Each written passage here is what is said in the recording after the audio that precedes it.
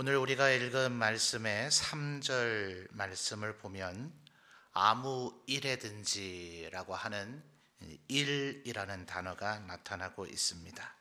4절에서도 각각 자기 또 뭐 나타나죠? 일을 돌볼 뿐더러 또한 각각 다른 사람들의 또 뭐죠? 일을 돌보아.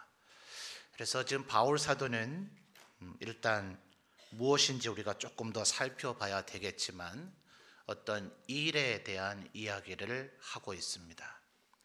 지금 주일 저녁 예배에 이제 우리 오전에 기도하시는 우리 장로님들도 또 저녁에 지금 기도하신 집사님도 이제 곧 있게 될 임직식을 이야기하고 계십니다만 이제 일꾼을 세우는 거죠.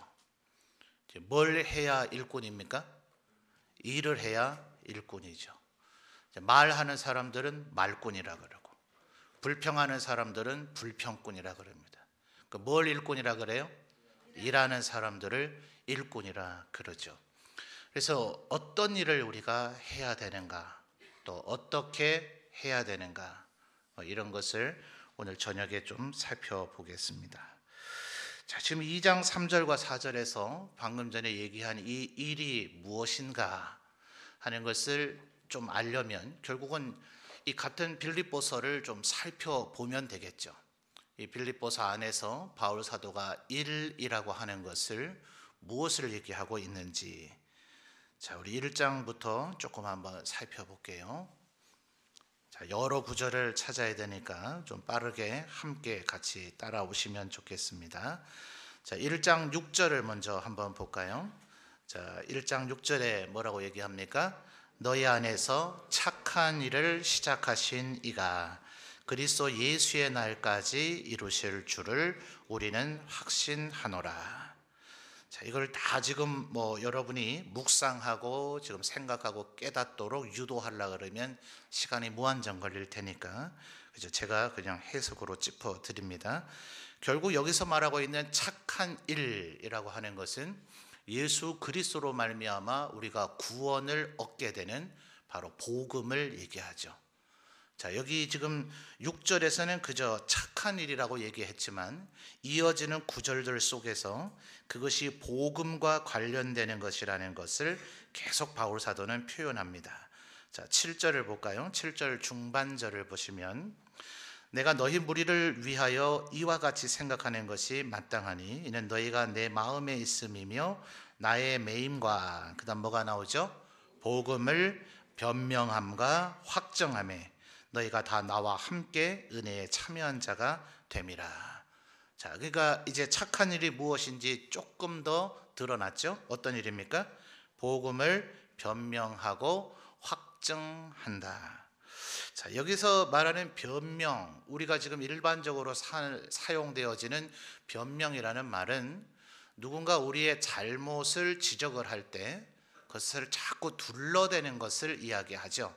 그래서 변명이라고 하는 단어로 번역함이 조금 오해의 소지가 있다 싶어요. 그래서 조금 더 의미를 살린다면 변증이란 단어를 제가 여러분에게 여러 차례 말씀드렸습니다. 복음을 변호하고 증명한다. 그러니까 변명이라고 이렇게 얘기해도 됩니다. 그러나 우리 일반 사회에서 사용하는 그 단어의 용법이 방금 말씀드렸듯이 잘못을 둘러대는 일에 많이 사용하고 있기 때문에 변명이라고 해도 의미가 틀린 것은 아니지만 보다 기독교적인 용어로 사용되고 있는 변증이라고 쓰는 것이 훨씬 더 좋을 뻔했다 하는 겁니다. 말하자면 이런 겁니다. 초대교회 때 예수님께서 성찬을 행하라 그러셨죠.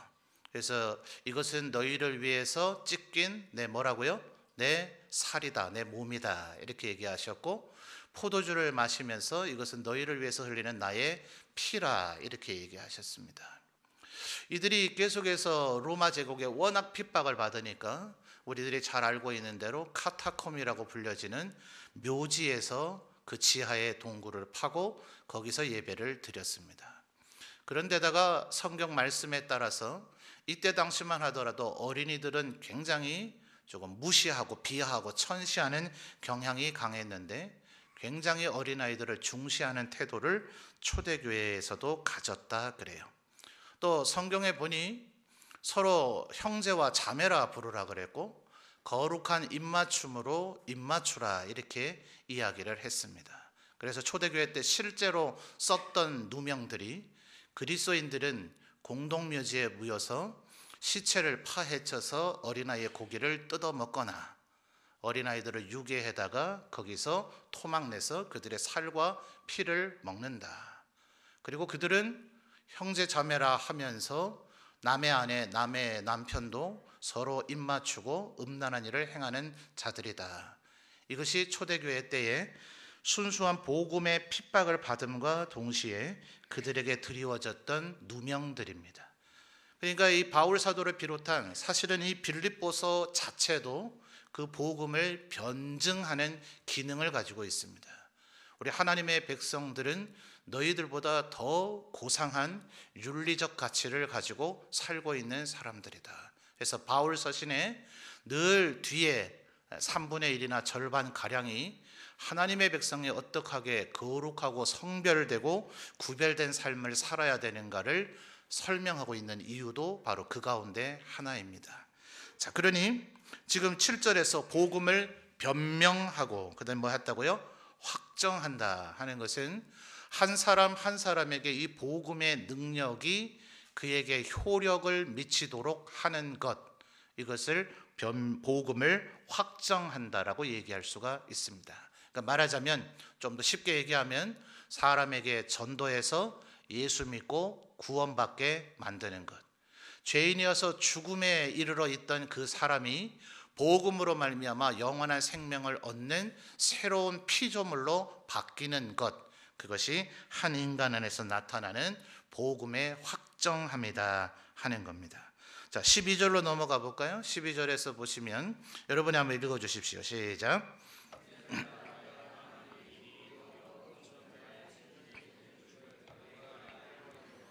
자, 바울 사도가 얘기하고 있는 착한 일이 뭔지 12절에서도 또 드러나죠. 네 글자입니다. 뭡니까? 복음 전파이죠. 자, 그렇다면 복음 전파는 또 어떻게 해야 되는가? 14절에서도 더 부연 설명이 되어집니다. 14절 같이 읽어볼까요? 형제 중 다수가 나의 매임으로 말미암아 주 안에서 신뢰함으로 겁없이, 그 다음 뭐죠? 하나님의 말씀을 더욱 담대히 전하게 되었느니라. 자, 그러니 바울 사도가 지금 얘기하고 있는 일이란 뭡니까? 하나님의 말씀을 담대하게 전하는 것. 뭐 그게 결국 12절에서 얘기하는 복음 전파죠. 자, 15절에서는 또 약간 다른 각도로 얘기합니다. 15절과 17절이 같은 표현이 나타나요. 자, 15절 먼저 볼까요? 어떤 이들은 투기와 분쟁으로, 어떤 이들은 착한 뜻으로 뭐해요? 그리스도를 전파하니. 17절이요. 그들은 나의 매임의 괴로움을 더하게 할 줄로 생각하여 순수하지 못하게 다툼으로 또 뭐해요? 그리스도를 전파한다. 자, 그러니 조금 점프해서 한번 보겠습니다. 1장 30절을 보죠. 1장 30절. 1장에서 계속해서 바울 사도가 지금까지 어떤 일을 힘썼는가를 계속해서 설명하던 바울 사도가 2장으로 넘어가기 전에 1장 30절에서 마지막으로 일종의 쐐기를 바꿔주죠. 자, 30절 뭐라 합니까? 너희에게도 그와 같은 뭐예요? 싸움이 있으니. 자, 이게 바로 지금 계속해서 얘기하고 있는 착한 일 혹은 복음을 전파하는 일, 그리스도를 전파하는 일, 하나님의 말씀을 담대하게 전하는 일, 복음을 변명함과 혹은 확정하는 일이다 하는 것을 이야기하고 있다는 것을 알 수 있겠죠.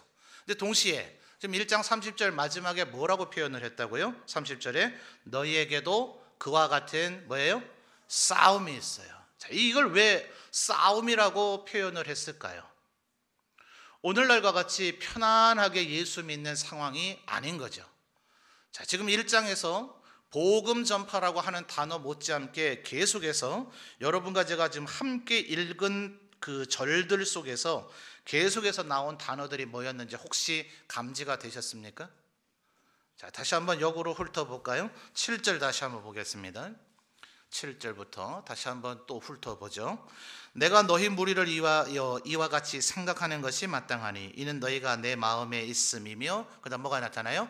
나의 매임, 13절이요. 이러므로 뭐예요? 나의 매임이 그리스도 안에서 모든 그다음 뭐죠? 시위대. 그래서 이 구절을 가지고 도대체 빌립보서가 감옥에서 쓰여졌는지를 어떻게 알겠어요? 빌립보서 안에 그 표현이 나타나기 때문이죠. 지금 바울 사도가 뭐라 그래요? 내가 시위대 안에 갇혀 있다라고 얘기하고 있는 거죠. 14절에도요. 형제 중 다수가 뭐예요? 나의 매임으로 말미암아. 17절에요. 그들은 또 뭐예요? 나의 매임에. 자, 그러니 30절에서 바울 사도가 이것을 너희에게도 그와 같은 싸움이 있다라고 말한 표현의 이유를 아시겠습니까? 이때 당시만 하더라도 예수 믿으면 뭐 될 가능성이 많아요? 감옥에 갇힐 가능성이 많다는 겁니다. 자, 그러니 이 일을 사람들이 잘 하려고 했을까요? 못했을까요? 하다가 중도에 포기하거나 안 하거나 하는 둥 마는 둥 하는 사람들이 점점 생겨났을 겁니다. 자, 그렇다면 이 일은 결국 다른 사람에게 예수 그리스도 혹은 복음을 전파하는 것만인가?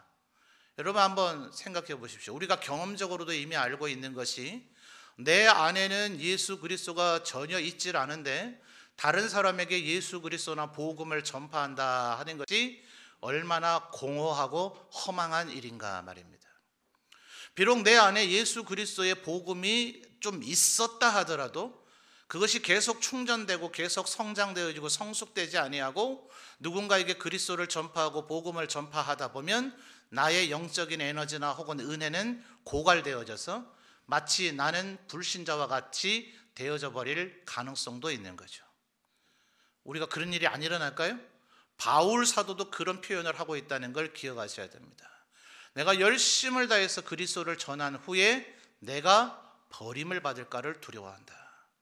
이 하나님의 일을 한답시고 하면서 오히려 그 일을 하는 과정 속에서 혹은 그 일을 하는 방법 면에서 내가 전혀 복음적이지 않고 하나님의 방법이 아닌 방법을 취해서 사용함으로 말미암아 다른 사람에게 혹시 약간의 유익을 끼쳤을지는 모르지만 나는 불신자와 방불한 그런 형태로 전락되어져 버릴 가능성이 많다는 거예요. 그래서 우리 하나님의 백성들이 반드시 해야 되는 일은 다른 사람을 주목해서 그들에게 복음이나 그리스도만을 전파하는 것이 아니라 내 내면에서의 일까지를 생각을 해야 됩니다. 자, 그것들을 조금만 더 찾아보죠. 1장 20절입니다. 자, 1장 20절 여러분 같이 한번 읽어 주십시오. 시작.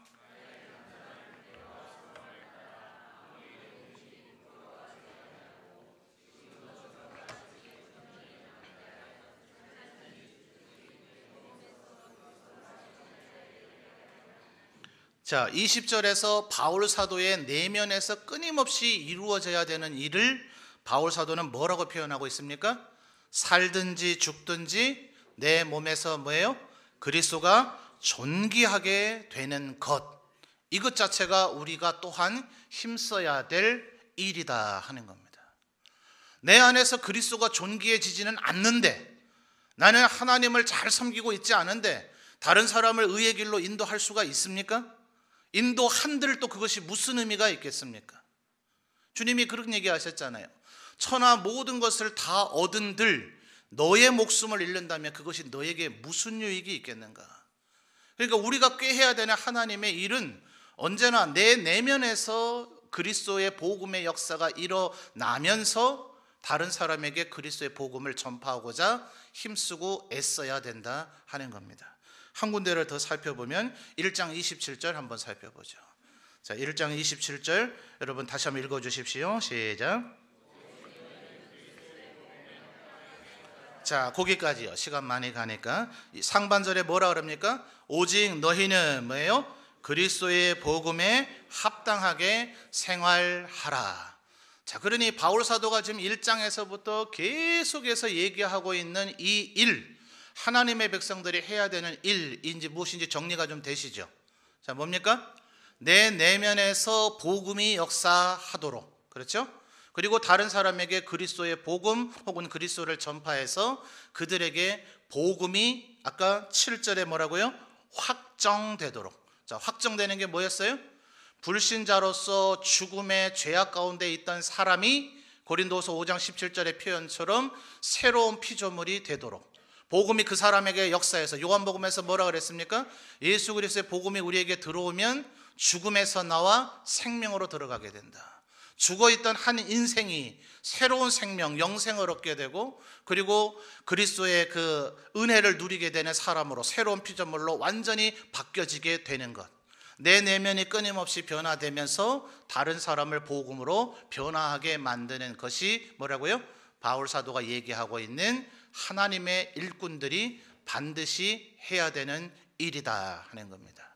자, 한 군데만 저 넘어가 보죠. 일이 꼭 요것만은 아닌 거죠. 2장 13절, 이번엔 지나서입니다. 2장 13절과 14절을 같이 여러분 읽어주십시오. 시작.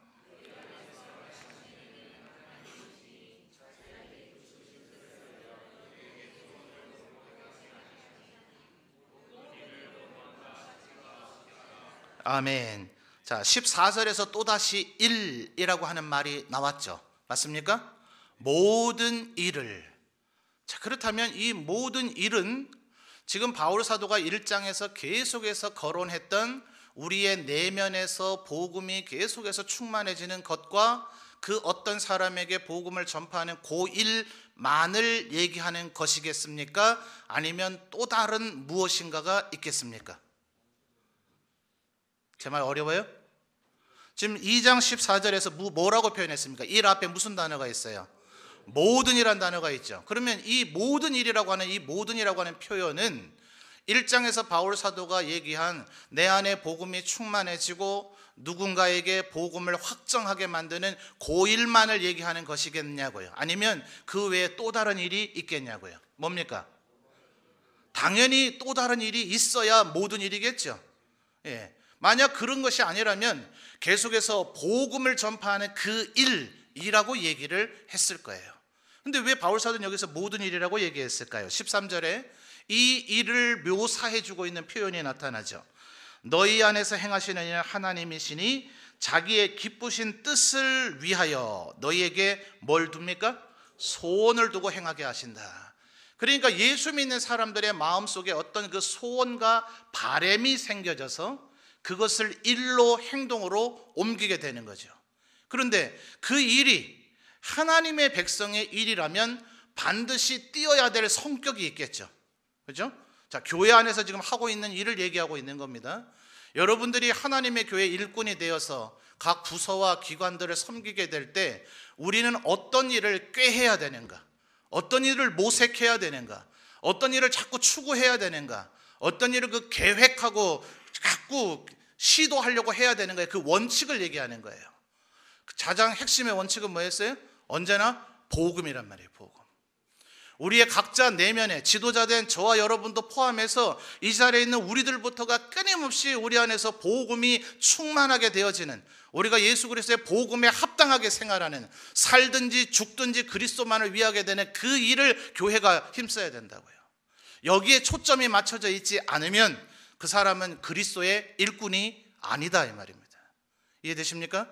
이 원칙을 우리들이 잘 기억해야 됩니다. 우리는 지금 하나님의 영광을 위해서 일하고 있는가?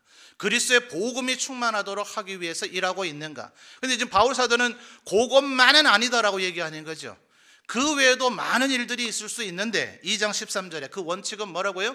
우리의 마음에 소원으로 생겨져서 그 일을 일로 시도하게 되겠지만 그 일이 있도록 만드는 과정 속에서 하나님께서 우리에게 소원을 주시죠. 자, 13절 저를 보세요. 저를 보지 마시고 13절을 보세요. 너희 안에서 행하시는 이가 누구예요? 하나님. 그 하나님이 뭐예요? 자기의 기쁘신 뜻을 위해서 우리에게 소원을 주신다고요. 그러니까 이 소원의 성격이 규정되어졌죠. 뭘 목적으로 해야 됩니까?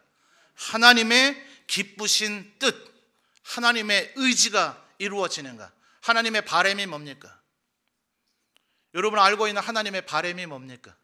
한번 답해 보십시오. 예? 디모데후서를 보니까 하나님은 천하 모든 사람이 구원받는 자리에 이르기를 원하시느니라. 그렇죠? 복음 전파와 관련이 있습니다. 우리의 내면적으로 뭡니까? 내가 거룩하니 뭐예요? 너희도 거룩하라.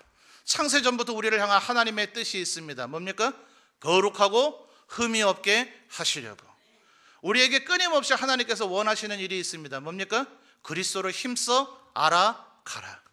그러니까 우리의 마음속에 소원이 교회에 모여서 우리가 집사님 우리 전도에서 우리 구역에서 우리 부서에서 이런 것 좀 해봐요 라고 얘기하기 전에 생각을 좀 하세요. 뭘 하자고 얘기를 해야 되는가? 최소한 뭐 해야 돼요? 복음 전파와 관련이 있든지, 우리 각 사람이 하나님의 모습을 닮아가는 영적인 성숙과 관련이 있든지, 아니면 최소한 우리의 마음속에 소원이 있었는데 그 소원의 목적점이, 지향점이 하나님을 기쁘시게 하는 것이든지. 아멘입니까? 이게 바로 지금 바울 사도가 얘기하고 있는 2장 3절로 다시 이제 되돌아오죠. 이제 2장 1, 2, 3, 4절 오늘 채택한 본문만 이제 조금 더 부연 설명을 할게요. 2장 3절에 뭐라고 표현했습니까? 아무 일이든지, 무슨 일이든지 간에, 너희들이 꾀하고 시도하는 무슨 일이든지 간에 바로 이러한 원칙 속에 있어야 된다라고 지금 바울 사도는 얘기하고 있는 겁니다. 자, 그런데 아까도 말씀드렸듯이 1장에서 바울 사도가 얘기했죠. 1장 30절에 너희에게도 이와 같은 싸움이 있는데 계속해서 다른 사람에게 복음을 전파하려고 하다가 너의 내면이 고갈되어지는 일이 없어야 된다는 거예요. 그래서 4절 보시죠. 2장 4절입니다. 각각 뭐부터 우선적으로 해야 됩니까? 자기 일을 돌볼 뿐더러, 그 다음 뭐죠? 또한 각각 다른 사람의 일을 돌보아야 된다는 겁니다. 그래서 그것이 결국은 뭐가 되죠? 바울 사도의 기쁨이 되어진다. 자, 그러면 2장 4절 속에서 세 부류의 사람이 나타났죠. 자, 누굽니까? 첫째는 바울 사도, 최종적으로 나의 기쁨이라고 얘기하는 바울 사도, 그리고 이 빌립보서를 가장 우선적으로 받아서 바울 사도의 권면대로 따라야 될 사람들, 그것이 4절에서는 자기라고 하는 표현으로 나타났죠. 그리고 이제 이 사람들이 돌보게 될 대상들인 2장 4절에서 다른 사람들이라고 하는 세 부류입니다. 맞습니까? 그러니까 지금 원칙, 바울 사도가 말하고 있는 원칙은 뭡니까? 이 자리에 있는 저와 여러분이 하나님의 일을 할 때 언제나 누구부터 잘해야 된다는 거죠? 누구부터요? 내 자신이에요. 내 자신이 하나님 앞에서 이 일을 먼저 잘 하고 난 후에야 다른 사람을 돌봐야 된다는 거예요. 언제나 우리는 이 두 가지 오류랄지 아쉬움이 있습니다. 자기에게 집중한 나머지 정말 말 그대로 자기밖에 몰라요. 남들은 쓰러지든 말든, 남들은 뭐 신앙생활에 열심히 있든 말든, 그들이 지금 영적으로 나태하든 말든, 잠들어 있든 말든, 그건 내 모르겠고 그냥 나만 앞을 향해서 달려가고 있는 사람들이 있습니다. 최소한 일꾼은 이러면 안 되는 거예요. 영적인 어린아이나 새신자나 뭐 이제 겨우 세례 받으신 분은 아직 어린아이가 남 챙길 여가가 어디 있어요? 그저 그 어린아이에게는 최고의 미덕이 뭡니까? 잘 먹고, 그죠? 그 다음 뭐죠? 먹었으면 뭐 해야 됩니까? 저는 얘기하지 않았어요. 여러분이 얘기했습니다. 그리고 잘 자고 잘 울고 이러면 되는 거죠. 잘 웃고 이러면 되는 거죠. 아이는 그러면 돼요. 그러나 이제 좀 장성해서 크고 나면 뭐 해야 됩니까? 자기 일만을 잘 돌보는 것이 아니라 다른 사람들의 일까지도 돌볼 수가 있어야 되는 거죠. 또 한 가지 이 아쉬움의 극단이 뭐냐 하면 자기 일은 돌보지 않아요. 자기가 해야 할 일들은 정작은 엉망으로 하고 있으면서 과도하게 다른 사람의 일에만 천착하고 창념해 있는 사람들. 그러니까 늘 하고자 하는 습성이 뭐냐 하면 평가하고 감독하고 논평하는 일들을 그거를 힘씁니다. 바울 사도는 지금 하나님의 교회를 세워나가는 원칙을 얘기하고 있습니다. 우선적으로 뭐 해야 돼요? 자기 일을 돌보고 그리고 나서 다른 사람들의 일을 돌봐야 된다 하는 것입니다. 그래서 이미 우리 교회를 섬기고 있는 일꾼들, 그리고 이제 임직을 받을 일꾼들이 언제나 기억해야 되는 것은 내가 맡은 일부터 잘 하자. 자, 우리 교회는 어느 정도 이제 규모가 돼 있기 때문에 아직은 제게 좀 아쉬움이 있습니다. 아직도 조금은 소수에게 많은 역할들이 조금 집중된 감이 있습니다. 우리 교회가 제대로 크려고 하면 그것이 가능한 골고루 분산되어지는 것이 중요합니다. 근데 하나님의 교회는 참 어려운 것이요, 일을 안 하던 사람에게 일을 시키는 것도 참 어렵지만 하나님의 교회가 어려운 게 아니라 현대 교회의 병적인 증세입니다. 이미 일을 하고 있던 사람에게 그 일을 이제 다른 사람에게 넘겨주라고 얘기하기도 쉽지 않아요. 맞습니까?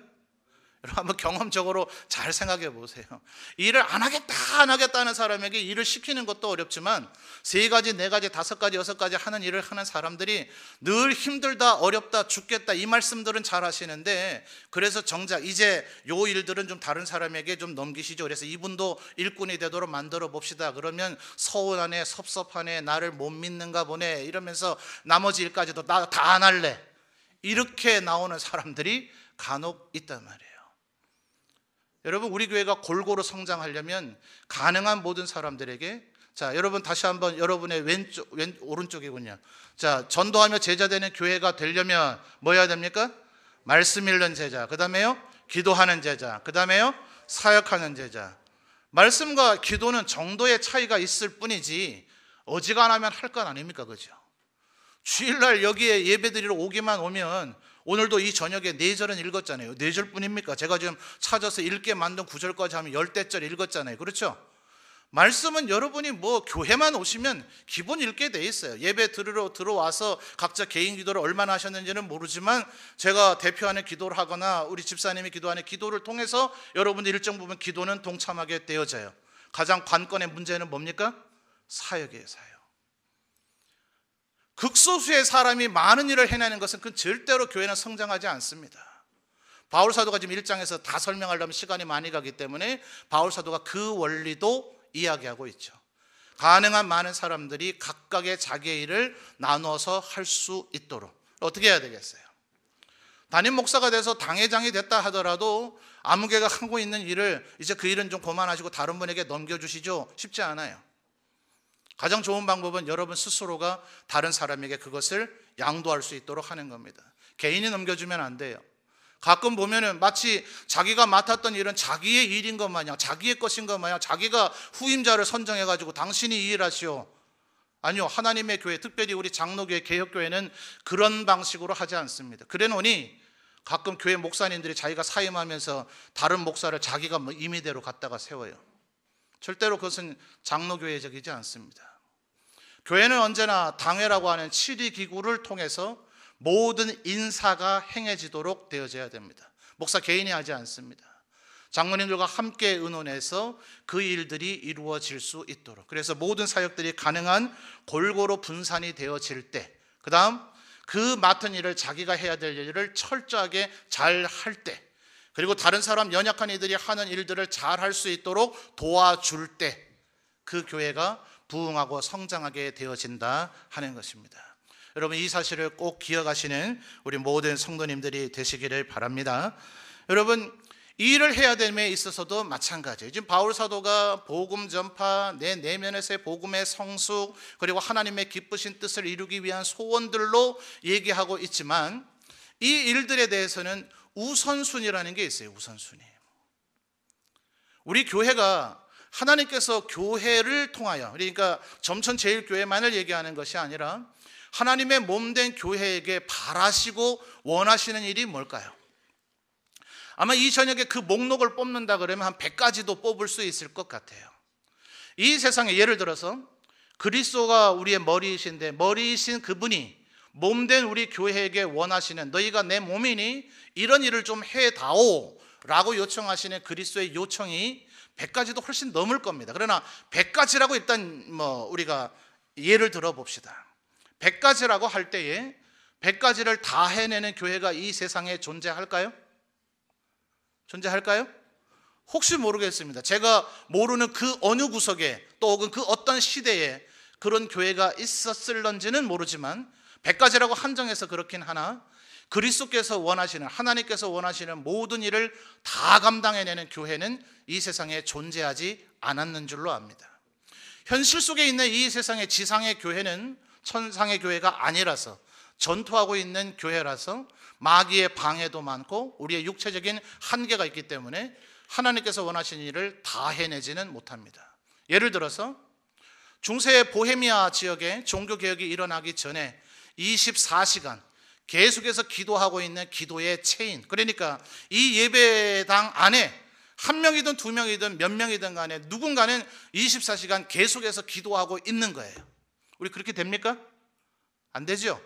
아마 뭐 새벽이나 아주 한낮이나 뭐 그 어떤 시간에는 단 한 명도 기도한 사람이 없는 순간이 우리 교회도 있을 겁니다. 근데 그걸 무려 102년 동안 해왔대요. 놀라운 일이지 않습니까? 자, 우리 교회가 그런 걸 하면 좋겠지만 그 일을 지금 해내지는 못해요. 적지 않은 교회들이 어떤 특별한 날을 잡아서 한 일주일 정도를 잡으면 24시간 계속해서 기도의 순서자들을 돌리면 한 153명을 만들어낼 수가 있습니다. 그래서 뭐 한 주간 동안이라도 그 교회가 행하기를 원하는 특별한 목적을 위해서 하나님 앞에 선발된 153명, 뭐 교회 규모가 크다면 한 시간에 2명씩 하면 얼마일까요? 306명, 뭐 그 더 많은 인원이 더 배가수로 들어갈 수 있겠죠. 그래서 그런 인원을 선발해서 일주일 동안이라도 24시간 계속해서 기도의 릴레이가 이어가도록 하는 일을 하는 교회도 있습니다. 우리는 아직 그런 건 시도해보지는 않으셨죠? 그러니 하나님 앞에 얼마든지 할 수 있는 일이지만 모든 것을 다 해내는 교회는 이 세상에 존재하지 않단 말입니다. 그러니 하나님의 교회 일꾼들이 언제나 생각해야 될 것은 뭘까요? 우리 교회 성도들이 가장 기쁨으로 공감대를 가지고 동참하면서 할 수 있는 일이 무엇일까? 100가지 일들 가운데서 뭘 찾아내야 됩니까? 우선순위를 찾아내야 됩니다. 그 100가지 일들이 교회가 꼭 해야 되는 일들은 아닙니다. 분명히 하나님께서 기뻐하시는 일들이지만 그것들을 분류하면 교회가 반드시 해야 되는 일들이 있고 해도 좋고 안 해도 좋은 일이 있고 하나만 한 일들도 있습니다. 어떤 일을 해야 될까요? 얘가 너무 어렵습니까? 반드시 해야 되는 일이 있고 해도 되고 안 해도 되는 일이 있고 하나만 한 일이 있습니다. 어떤 일을 해야 될까요?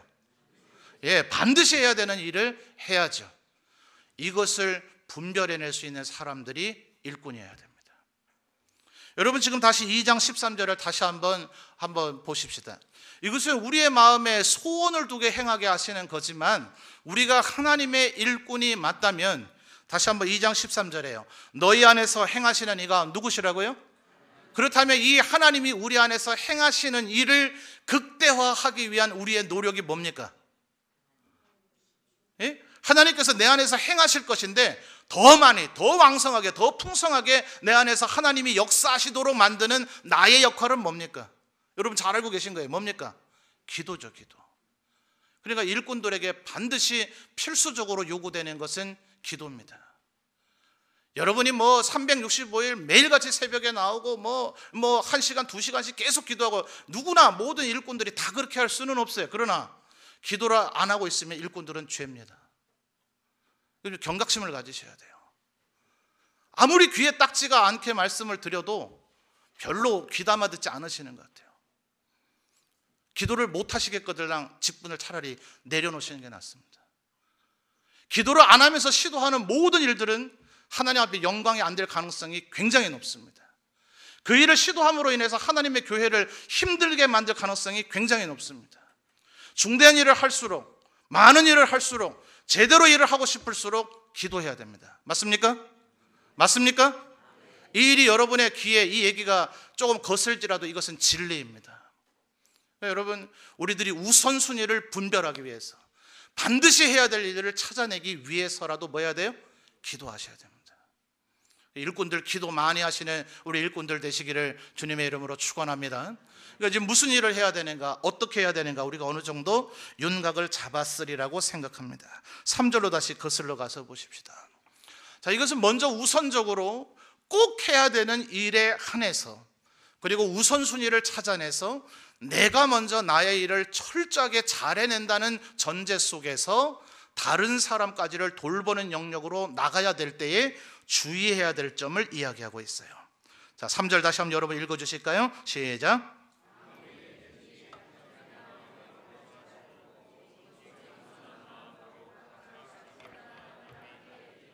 아멘.